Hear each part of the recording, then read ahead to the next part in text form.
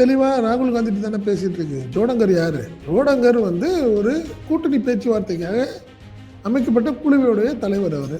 ராகுல் காந்திட்ட சில விஷயங்கள திமுக நேரடியா சொல்லிடுச்சு. உங்களுக்கு இவ்வளவு சீட்டு தான், இஷ்டம்னா கூட்டணி, இல்லைன்னா அடுத்த கட்டத்துக்கு முடிவெடுங்க, அவ்வளவுதான். குழுங்கிறது எதுக்கு? எத்தனை சீட்டுன்னு பேச்சுவார்த்தை நடத்துறதுக்கு ஒரு குழு, அது தேவையில்லை. இவ்வளவுதான் சீட்டுன்னு சொல்லியாச்சு, அதுக்கப்புறம் என்ன உங்கள்கிட்ட பேச்சுவார்த்தைக்கு? எந்தெந்த சீட்டு, எந்தெந்த தொகுதிங்கிறதுக்கு தமிழகத்தை சேர்ந்த தலைவர்களோட அமைத்து ஒரு குழு போடுங்க. ஜோடங்கருக்கு வச்சு என்னங்க பண்ணுங்க? அவருக்கு தமிழ்நாட்டை பத்தி என்ன தெரியும்? எந்த சீட்டு யாருக்குன்னு கொடுக்கணும்னு அவருக்கு என்ன தெரியும்? சில விஷயங்கள்ல கொஞ்சம் பொறுமையா இருக்கு. இந்த தேமுதிக விஷயத்திலையும் ராமதாஸ் விஷயத்திலையும் கூட திமுக கொஞ்சம் அவங்க வெயிட் பண்ணுங்கன்னு சொல்லியிருக்காங்க. காரணம் என்னன்னா, காங்கிரஸுடைய முடிவு என்ன? கழட்டி விடுற மாதிரி சூழ்நிலை தான். நிறைய சீட் இருக்கு, நல்லா ஃபேராக பண்ணிக்கலாம் எதாக இருந்தாலும். இல்லை காங்கிரஸ் ரைட்டு வரேன்னு சொல்லி வந்துச்சுன்னா அதுக்குள்ள சீட்டு தான் நம்ம பேச முடியும். அதனால கொஞ்சம் வெயிட் பண்ணுங்கன்னு சொல்லியிருக்காங்க. அதுதான் இன்னைக்கு நிலைமையோடைய. அதனால ஜோடங்கர் எத்தனை முறை பேசினாலும் ஒரே பதில் தான். ராகுல் காந்திகிட்ட கேட்டுங்க. திமுக தொடர்பில் தான் ராமதாஸ் இருக்கிறார். ராமதாஸ் திமுகவும் ஒரு தெளிவா திருமாட்டா உங்க பர்மிஷன் இல்லாம நாங்கள் உங்களை கூட்டணி சேர்க்கிற மாதிரி இல்லைங்க, இதுதான் நிலைமை. குறிப்பா பாத்தீங்கன்னா ராமதாஸுடைய நிலைப்பாடு நிறைய மாறிருக்கு. ராமதாஸ் இப்படி ஒரு முடிவு எடுத்துட்டாருன்னா அன்புமணிக்கு என்ன பண்றதே புரியாது. அவர் விசிகாவோட சேர்ந்து ஒரு பயணம் பண்ணும்போது நீங்க என்ன பண்ணுவீங்க? கண்டிப்பா அவர் வேற மாதிரி முடிவு எடுத்தால் ரொம்ப மைனஸ் ஆகும் அன்புமணிக்கு.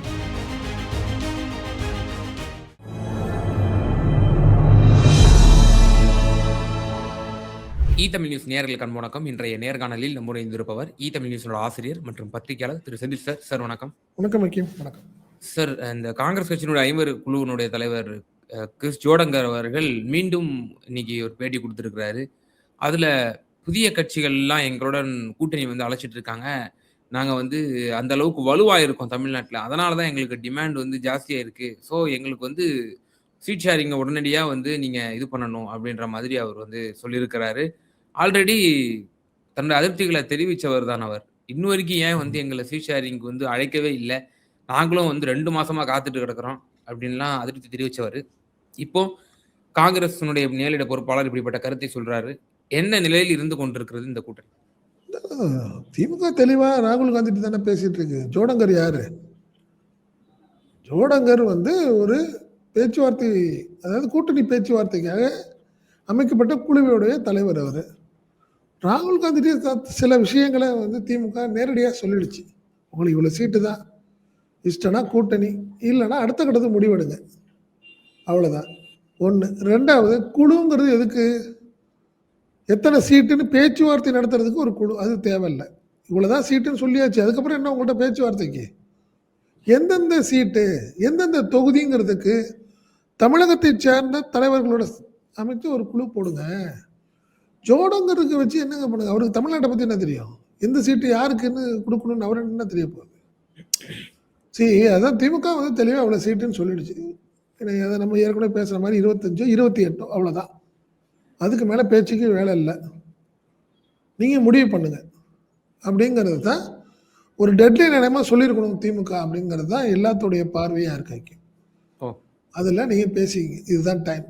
1 பிப்ரவரி 15 இந்த மாதிரி ஒரு டைமை ஃபிக்ஸ் பண்ணி இதுக்குள்ள முடிவு பண்ணி சொல்லுங்க எங்களுக்கு, அவ்வளவுதான். ஏன்னா அதுக்கப்புறம் எங்களுக்கு டைம் இல்லை அப்படிங்கிறத தெளிவா திமுக தெரிவித்து விட்டது. அதன் வெளிப்பாடு தான் இன்னைக்கு ஜோடங்கருடைய பேச்சு.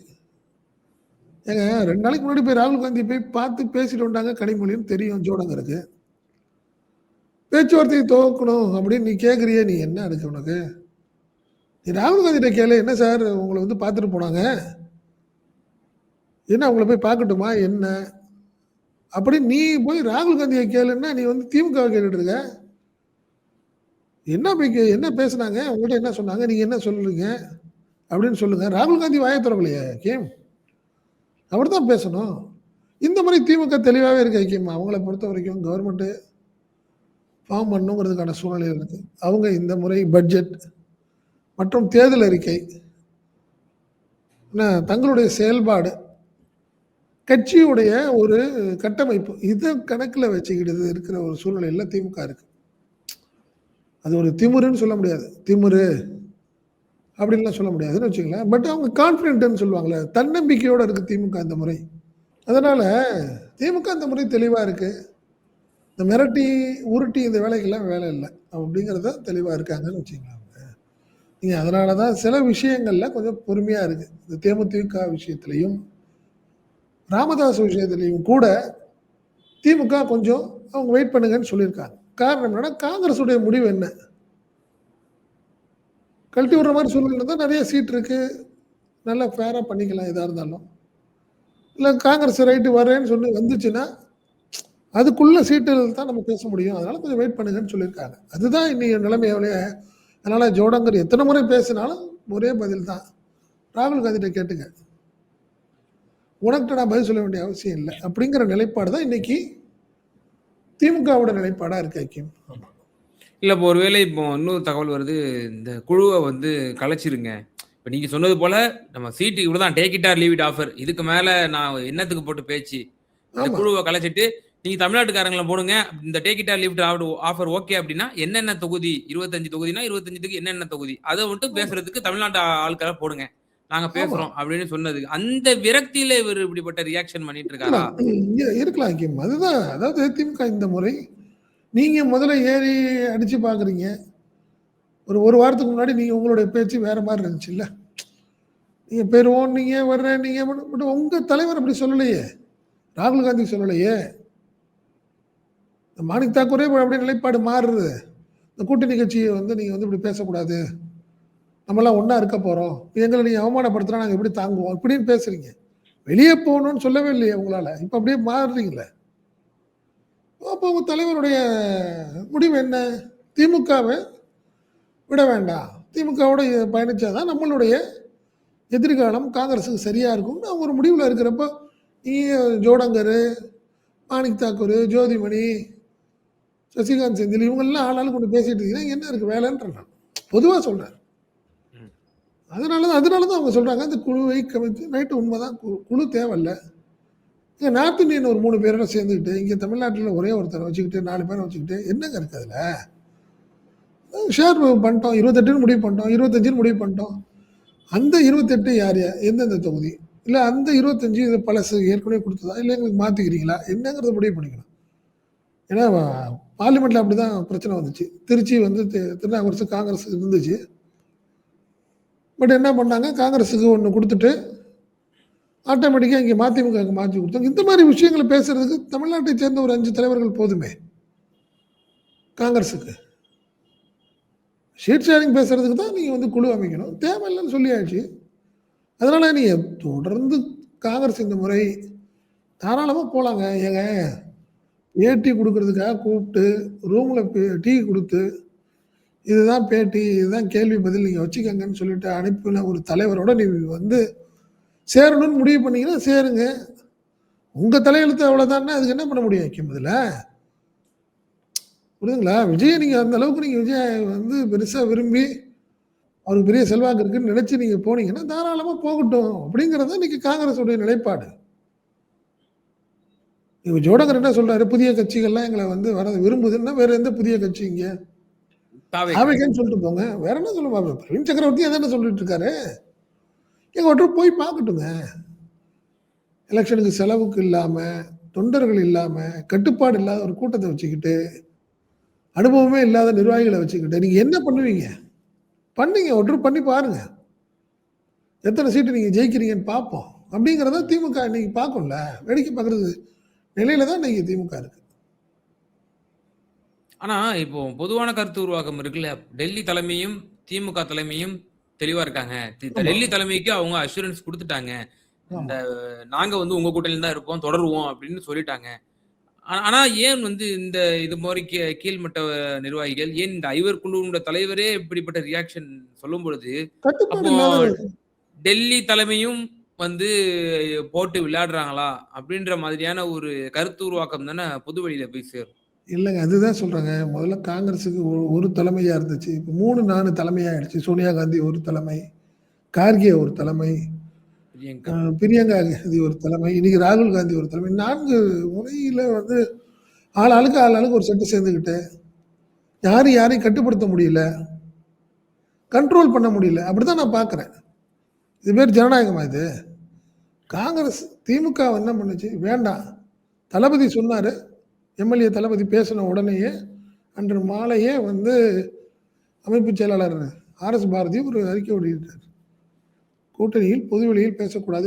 கூட்டணி குறித்து யாரும் கருத்து தெரிவிக்கக்கூடாதுன்னு சொன்னாங்க. திமுக அப்படியே நிற்கிறாங்களே, பேசாம இருக்காங்களே. அதானங்க கட்சியோட, அதானே ஒரு தலைமை பண்பு, அதான் ஒரு கட்டுக்கோப்பு. பட் காங்கிரஸ்ல கடைசி வரைக்கும் இப்படியே தான் இருக்குமே. எத்தனை நாள் திமுக அப்படியே போட்டு மல்லு கட்ட போகுது இவங்களோட? தேவையில்லாத ஒரு விஷயமா நான் அப்படிதான் பார்க்குறேன். அதுதான் நம்ம முதல் நாளே சொன்னோம். நம்ம கனிமொழி சொன்ன விஷயங்கள், கனிமொழி எதுக்காக போனாங்க பார்த்தாங்கன்னா அவங்க தெளிவாக சொல்லிட்டு வந்துட்டாங்க. அவ்வளோதான், உங்களுடைய நிலைமை இவ்வளோதான். தொடர்ந்து இதே மாதிரி எங்களை சீண்டி பார்த்தீங்கன்னா அப்புறம் நாங்களும் வேற மாதிரி முடிவு எடுப்போம் அப்படிங்கிற மாதிரி தானே சொல்லிட்டு வந்திருக்குது. ஏங்க நீங்கள் ராகுல் காந்தியை பார்த்துட்டு வந்துட்டாங்க. உனக்கு அது என்ன நடந்துச்சுன்னு உனக்கு தெரியலன்னா நீ ராகுல் காந்தியை தான் கேட்கணும். அதை விட்டுட்டு நீங்கள் ஜோடங்கர் பேச்சு என்ன, எப்போ நீங்கள் வந்து கூட்டணி பேச்சுவார்த்தை ஆரம்பிக்க போறீங்க? எங்களை வந்து எல்லாம் கூப்பிட்டு இருக்காங்க. நம்ம ஜப்பானில் கூப்பிட்டாங்க, அமெரிக்காவில் கூப்பிட்டாங்கன்னு இந்த இதில் கரகாட்டக்காரனில் ஒன்று சொல்லுவாங்கல்ல, கோவை சரளா, அந்த மாதிரிலாம் சொல்லிட்டு இருக்கீங்க. போங்க தாராளமா. திமுக அப்படித்தானே தெளிவாக இருக்கு. நீங்கள் வெளியே போகணுன்னு தானே நினைக்கிறாங்க. நீங்கள் ஒரு கட்டுப்பாடு இல்லாமல் நீங்கள் ஆளாளுக்கு பேசிக்கிட்டே இருந்தீங்கன்னா கட்சி நல்லா இருக்காது. கூட்டணியில் வந்து ஒரு ஜிங்க் ஆகாது. இப்போ சொல்லிட்டு இருக்காங்கல்ல, டிடிவியும் அதிமுகவும் தலைவர்கள் 2 பேரும் உட்காந்துருக்குறாங்க. தொண்டர்கள் அதிமுகவை எதிர்த்து தொடர்ந்து கிட்டத்தட்ட 8 வருஷமா அரசியல் பண்ணிட்டு இருக்கிற அமமுக நிர்வாகிகள் ஒதுங்கியே தான் நிற்கிறாங்க. ஒன்றும் ஜிங்க் ஆக முடியலையே எந்த மாவட்டத்திலையும். டிடிவியும் இபிஎஸும் நட்புங்கிறாங்க, நாங்கள்லாம் ஒன்றா இருக்கிறோம், ஒரு தாய் பிள்ளைகள்லாம் பேசிகிட்டு இருக்கிறாங்க. அது மாதிரி ஆயிரும் இந்த முறை. தொடர்ந்து காங்கிரஸ் இதே நிலையை ஏற்பட்டு தொடர்ந்து இரிட்டேட்டிங்காகவும் தொடர்ந்து விமர்சனம் பண்ணிக்கிட்டு திமுக தலைமையையும் திமுக கட்சியையும் திமுகவின் நிலைப்பாடை வந்து தொடர்ந்து விமர்சனம் பண்ணிகிட்டே இருந்தால் தொண்டர்கள் இப்போ ஜிங்க் ஆக மாட்டாங்க, கோவப்படுவாங்க. இப்போ நீங்கள் வந்து விருதுநகரே எடுத்துங்களேன். மாணிக் தாக்கூர் பிரச்சாரம் எப்படி வந்து திமுகவோட பண்ண போகிறாரு? முதல்வர் ஸ்டாலினோ துணை முதல்வர் உதயநிதியோ வந்து பிரச்சாரம் பண்ணும்போது மாணிக் தாக்கூரை கொண்டு வரும்போது எந்த அளவுக்கு அவங்களுக்கு வந்து ஒரு ஈடுபாடோட இருக்கும்னு நினைக்கிறீங்க? ஜோதிமணியும் சொல்கிறேன், சரியா இருக்காதுல்ல ஹக்கீம்? அது இது எப்போ காங்கிரஸ் மாற்றிக்க போகுது? மாற்றிட்டால்தான் காங்கிரஸுக்கு எதிர்காலம், இல்லைன்னா கண்டிப்பாக ஒரு செட்பேக் இருக்கும் காங்கிரஸுக்கு. அப்படியே தான் நான் பார்க்குறேன். கண்டிப்பாக திமுகவுடைய பொறுமையை காங்கிரஸ் அண்டர் எஸ்டிமேட் பண்ணுது.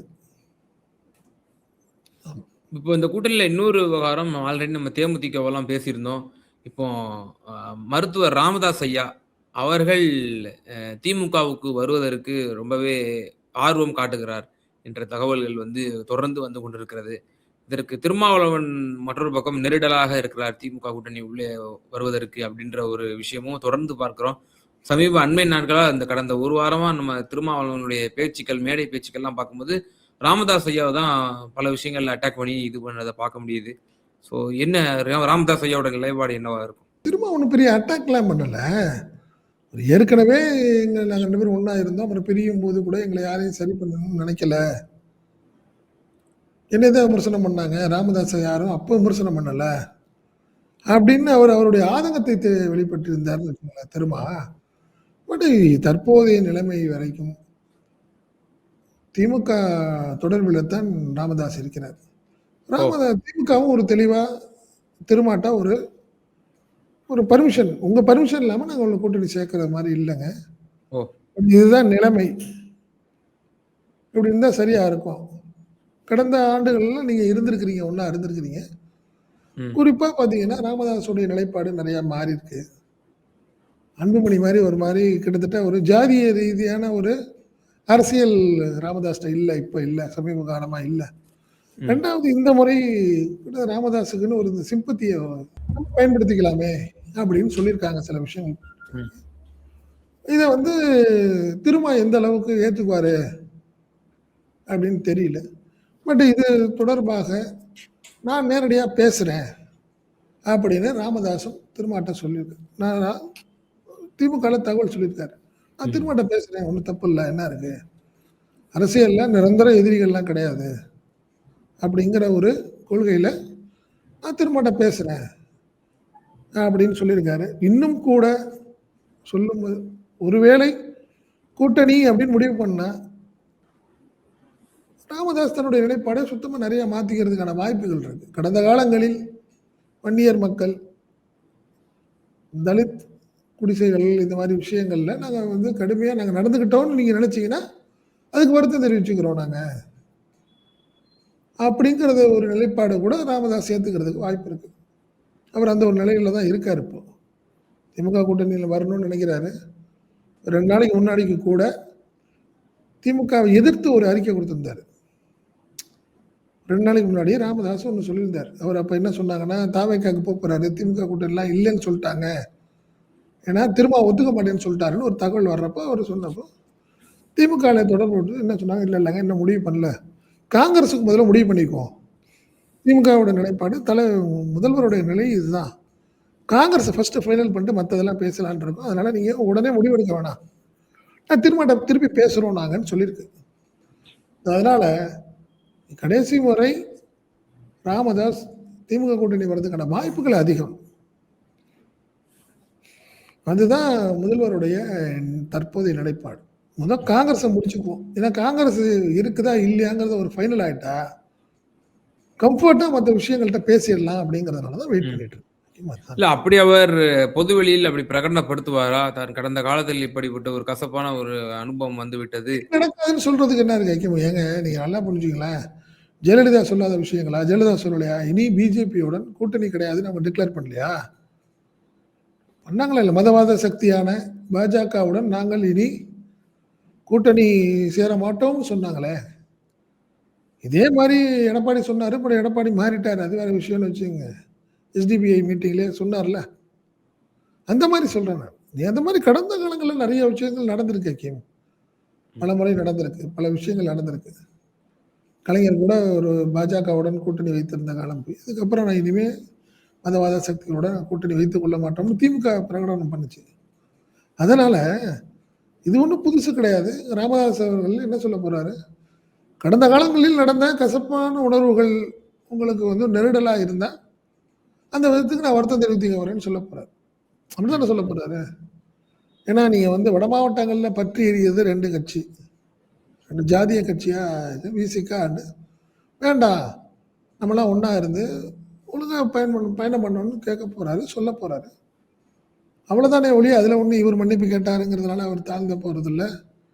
அதனால விசிகாக்கு வந்து கிரீடம் வந்துட போறது கிடையாது. அரசியல் ரீதியான சில விஷயங்களை கருத்து வேறுபாடை மறந்து ஒன்னா சேர்றது தான். அது லாபம் கொடுக்குமா இல்லையாங்கிறது தேர்தல் முடிவுகள் தான் அதை வந்து. ஏன்னா கண்டிப்பா ராமதாஸுக்கு வந்து சேரும்போது அன்புமணி வேற மாதிரி ஸ்டாண்ட் எடுத்து வேற மாதிரி அரசியல் பண்ணுவார். ராமதாஸ் ஐயா இப்போ ஃபிராக்ஷனா ஆயிடுச்சு பிஎம்கே. இப்போ கேள்விக்குள்ளாயிடுச்சு பிஎம்கே. அவர் ஒரே ஒற்றை குறிக்கோளோடு இந்த தேர்தலை சந்திப்பார் என்று நம்மளால புரிஞ்சிக்க முடியுது. அன்புமணி பாமகவை நம்ம முற்றிலுமா தோற்கடிக்கணும், அவங்கள வந்து தோல்வியடையும், டெபாசிட் இழக்க செய்யணும் அப்படின்ற ஒரு குறிக்கோள்ல அவர் இருப்பாரு. அதுக்கு நம்ம ஸ்ட்ராங்கான ஒரு அலையன்ஸ் இருக்கணும்னா ஒரே ஆப்ஷன் டிஎம்கே. அவர் அதனால அவர் வந்து டிஎம்கேக்கு வர்றதுக்கு முயற்சிக்கிறாரு. ஒரே ஒரு நெருடல் திருமாவளவன் அந்த கூட்டணியில இருக்கிறதுனால. சோ இப்ப வருத்தம் தெரிவிக்கிறாரு அப்படின்ற மாதிரி வச்சுக்கிட்டா கூட நீங்க சொல்ல போற அரசியல் நிரந்தர எதிரியும் இல்லை நண்பனும் இல்லை அந்த கோட்பாட்டுக்கு இணங்க அப்படி சேர்ந்தாலும் நீங்க 2வது சொன்ன விஷயம் களத்துல அது எப்படி எதிரொலிக்கும்? களத்துல வந்து ஒரு விஷயம் அப்பா வந்து பேசும்போது ஒரு விஷயம், என்னையே ஏமாத்திட்டு போனா என் மகன் வேணுமா அப்படின்னு அவர் கேட்க ஆரம்பிப்பாரு. அவருக்கு ஒரு சிம்பத்தி இருக்கும், கண்டிப்பா இருக்கும், சில விஷயங்கள் இருக்கும். அவருடைய நீங்க சொன்ன மாதிரி ஒரே ஒரு நிலைப்பாடு தான். என்னையே வந்து இப்போ அனாதை ஆக்கிட்டு என் பையன் இந்த கட்சியிலேருந்து எல்லாத்தையும் பிடிக்கிட்டு போகும்போது நான் என்ன சூழ்நிலையில் நான் முடிவு எடுக்கணும்னு நீங்களே சொல்லுங்க. என் பழைய நண்பர்களோட நான் சேர்ந்து ஒன்னா வர்றேன், அவ்வளவுதான். இது என்ன தவறுன்னு கேட்பாரு. உண்மையா இல்லையா? அப்படித்தானே கேட்பாரு அவரு. என்னை ஏமாத்திட்டு போயிடுச்சு ஒரு கூட்டம், என்கிட்ட இருந்து சிம்பிள் எடுத்துட்டாங்க, கட்சியும் எடுத்துட்டாங்க, எல்லாத்தையும் எடுத்துட்டாங்கன்னா, நான் என்ன செய்யறது? அதனால ஒரு நல்ல நண்பர்களோட சேர்ந்து திருப்பி நானும் பயணம் பண்ணணும்னு முடிவு பண்ணியிருக்கேன். எனக்கு இந்த முறை ஆதரவு தெரிவிங்கன்னு அப்படிதான் ஆரம்பிப்பாரு அவரு. அப்படிதான் பேசுவார்ன்னு வச்சுக்கங்களேன். இந்த முறை அந்த மாரி தான் ஒரு சூழ்நிலை இருக்கும். இ இன்னும் இன்னும் சொல்லப்போனா நீங்க வந்து பார்த்தீங்கன்னா, ராமதாஸ் இப்படி ஒரு முடிவு எடுத்துட்டாருன்னா, அன்புமணிக்கு என்ன பண்றதுன்னே புரியாது. அவரு விசிகாவோட சேர்ந்து ஒரு பயணம் பண்ணும்போது, நீங்க என்ன பண்ணுவீங்க? கண்டிப்பா அவரு அவரு வேற மாரி முடிவு எடுத்தால், ரொம்ப மைனஸ் ஆகும் அன்புமணிக்கு. வன்னியர் மக்கள்லாம் உடனே மாறிடுவாங்களா? அவங்களே நல்லது கெட்டது பார்க்குறவங்கலாம் இருப்பாங்கல்ல. எவ்வளோ நாளையா ஜாதி ரீதியா அடிச்சு சண்டை போட்டுட்டே இருப்பீங்க? போவேன் போய் அடுத்த வேலைய பாருங்கன்னு சொல்றது இருக்கும். திமுகல இருப்பாங்க, வன்னியர்கள் இருக்காங்க, காங்கிரஸ்ல இருக்காங்க. எல்லா ஊரும் எல்லா கட்சியிலும் இருக்காங்கல்ல. அதனால நீங்க அன்புமணிட்ட போறதுனால, அன்புமணியோட ஸ்டாண்ட் எடுக்கிறதுனால முழுக்க முழுக்க வன்னியர் அமைப்புகள், வன்னியர் தலைவர்கள், வன்னியர் ஓட் பேங்க் அப்படியே போயிரும் அன்புமணிக்கு. அவ்வளோதான் ராமதாஸ் வர முடியும். அப்படிலாம் கிடையாது. ராமதாஸுக்குன்னு ஒரு ஓட் பேங்க் இருக்கு. ஏன் இன்னும் நீங்க பார்த்தீங்கன்னா, கோகா மணியா இருக்கட்டும், அருள் எம்எல்ஏவா இருக்கட்டும், எல்லாம் அவரோட ஸ்டாண்ட்ல தான் இருக்காங்க. அது நல்லாவே தெரியுது. திமுகவோட சேரப்போறாங்க. திமுகவோட போகும்போது அந்த அடிப்படையில தான் அருள் ஒரு வார்த்தை சொன்னாரு. அப்பா, பையன் உறவு தான் அவங்க 2 பேருக்கும்னு சொன்னதுக்கு காரணம் அதுதான். அதுக்கு ஒண்ணும் பெரிய எதிர்ப்பு இல்லையே! ஆனா சார், இப்போ டிஎம்கே ப்ரோ வன்னியர் ஸ்டாண்ட்ல தான் அவங்க தொடர்ந்து இருக்கிறாங்க. திருமாவளவன கூட வச்சுக்கிட்டாலும், பிஎம்கே இல்லாமயே அவங்க கடந்த 3 பொதுத் தேர்தல்ல தோற்கடிச்சிருக்காங்க. வன்னியர் பெல்ட்ல அதிகமான வன்னியர் கேண்டிடேட்ட போட்டு ப்ரோ வன்னியர் ஸ்டாண்ட் தான் எடுத்தாங்க. அந்த இடத்துல பாமகவோட வெற்றிடத்த திமுகவே ஃபுல்ஃபில் பண்ணிடுச்சு அப்படின்ற ஸ்ட்ராட்டஜி தானே திரு மு க ஸ்டாலின் ஆமாமா. தொடர்ந்து இது வெற்றி 100% பெற்றிருக்காரு. இதுல அதெல்லாம் மாற்று கருத்து கிடையாது. அதுதான் நான் சொல்றேன். இப்ப ராமதாஸ் இல்லாமல் திமுக கூட்டணி கண்டிப்பா வெற்றி பெறும் வட மாவட்டங்களில். கூடுதல் பலமா தான் நான் ராமதாஸ நினைக்கிறேன். கூடுதல் பலம் அவ்வளவுதான். ஆனா, இப்ப அரசியல் விமர்சகர்கள் ரொம்ப உற்று நோக்கி கவனிக்கக்கூடியவர்கள், அது இன்னும் மைன்யூட்டா பார்த்து என்ன சொல்றாங்கன்னா, ராமதாஸ் வருகை வந்து ஜஸ்ட் ஒரு மாவட்டத்துக்கு வேணா இதுவா இருக்கலாம். அது தர்மபுரி. தர்மபுரியில தான் அது வந்து ஸ்ட்ராங்கா இருக்காங்க பாமக. அந்த மாவட்டத்துக்கு வேண்டுமானால் கடலூர், ராம் விழுப்புரம், ம். இல்ல அதான் கடலூர், இப்ப விழுப்புரம், நான் சேலம். அந்த அந்த சென்ட்ரிக் வந்து நான் ஆல்ரெடி சொல்லிட்டேன். பாமக ப்ரோ வன்னியர் ஸ்டாண்ட் தான் எடுத்து திரு மு க ஸ்டாலின் வந்து பண்ணிட்டு இருக்கிறாரு. ஆமா, ஆமா, அதிகமான கேண்டிடேட்ஸ நிக்க வைக்கிறாரு. இப்ப வன்னியர்களுடைய கேண்டிடேட்ஸ்ன்னு சொல்லி பிரதிநிதித்துவம் ஆமா, குடுக்குறாருன்னு சொல்லி. ஆமா, ஆமா. தர்மபுரியில தான் இப்ப கடந்த முறை நம்ம பார்க்குறோம் சௌமியா அன்புமணியும் ரொம்பவே நல்ல பெர்ஃபார்மன்ஸ் பண்ணியிருந்தாங்க. ஆமா. தனியா பாமகவுக்குன்னு ஒரு தர்மபுரின்னே ஒரு அவங்களுடைய கோட்டையாவே இருக்கு. அந்த இடத்துல ராமதாஸ் ஐயாவால வந்து பாமக, அதிமுகவினுடைய அந்த ஃபேக்டர் 10.5 ஃபேக்டர் இவையெல்லாம் வந்து ஒரு அடிச்சு உடைக்கக்கூடிய அளவுக்கு வந்து ராமதாஸ் ஐயா அங்க போய் ஒரு பிரச்சாரமோ, அங்க போய் இவர்களுக்கு எதிராகவோ சென்டிமென்ட்டா பேசணும்னா, ஒரு தாக்கத்த ஏற்படுத்தலாம் அப்படின்ற அளவு தான் சொல்றாங்க. இல்ல நான் அதுதான் சொன்னேனே. இப்ப நீங்க ராமதாஸ் வந்து வன்னியர்கள் முகம் தான். அன்புமணி கிடையாது. நல்லா புரிஞ்சுக்கங்க. கிட்டத்தட்ட 10,000க்கும் மேற்பட்ட 20,000க்கும் மேற்பட்ட கிராமங்களில் கிராமமா போய் வன்னியர் பாமகவை வளர்த்தவர் ராமதாஸ். அதெல்லாம் மறுக்கவே முடியாதுன்னு வச்சுக்கங்களேன். அவர் இன்னும் அதுக்கப்புறம் டூர் போகல. காரணம் அன்புமணி இருக்காரு அப்படிங்கிற ஒரு நம்பிக்கையில இருந்தாரு. பட் அன்புமணியோட இந்த துரோகம் வந்து ஒவ்வொரு கிராமத்திலயும் அவருக்கு ஒரு பெரிய பலத்தை கொடுக்கும். சிம்பத்தியை கொடுக்கும். அதுலலாம் மாற்றமே கிடையாதுன்றேன் நான். இன்னைக்கு அவருக்கு ஒரு ஒரு ஒரு ஒரு ஒரு கூட்டம் இருக்காங்களா இல்லையா? ராமதாஸ் இத்தனைக்கும் வெளிய போல. ஒரு இடத்துல பேசல. மீடியால மட்டும் தான் பேசிட்டு இருக்காரு. இன்னும் கிராமமா போனாருன்னா, கண்டிப்பா ஒரு ப்ளஸ்ஸா இருக்கும் அவருக்கு. அதுல ஒண்ணும் மாற்றம் கிடையாது. அதை பயன்படுத்திக்கணும்னு நினைக்குது திமுக. அதுக்காக தான் திருமாவை அவங்க கன்வின்ஸ் பண்ணணும்னு நினைக்கிறாங்க. பட் இதெல்லாம் நடந்து விடுமா அப்படின்னு தெரியல. பட் ஆனா இன்னும் ஒரு வாரத்தில் நடந்துரும். ஏதோ ஒண்ணு நடந்துரும். ஏன்னா கிட்டத்தட்ட திருமா வந்து ஒரு மனநிலைக்கு வர்றாரு. ரைட்டு. பழைய நண்பர் அப்படிங்கிற ஒரு அடிப்படையில அவரு வர்றாரு. அது பிளஸ்ஸா, மைனஸாங்கிறது தேர்தல் முடிவுகள் தான் தெரியும். பட் ஆனால் ம். ராமதாஸ்ங்கிறது ஒரு கூடுதல் பலம். அதுல ஒண்ணும் மாற்று கருத்து கிடையாது. ஆமா. அ திமுக கூட்டணியில் ஏற்பட்டிருக்கக்கூடிய அடுத்த கட்ட மாற்றங்கள், இது சம்பந்தமா குறிப்பாக காங்கிரஸ் கட்சியினுடைய ஐவர் குழும தலைவர் சோடங்கர் பேசியது மற்றும் ராமதாஸ் ஐயா திமுக கூட்டணியில் வருவாரா என்பது போன்ற பல கருத்துக்கள் எங்க நேயர்களுக்கு ரொம்ப தெளிவா பகிர்ந்தீங்க. ரொம்ப நன்றி. நன்றி. நன்றி.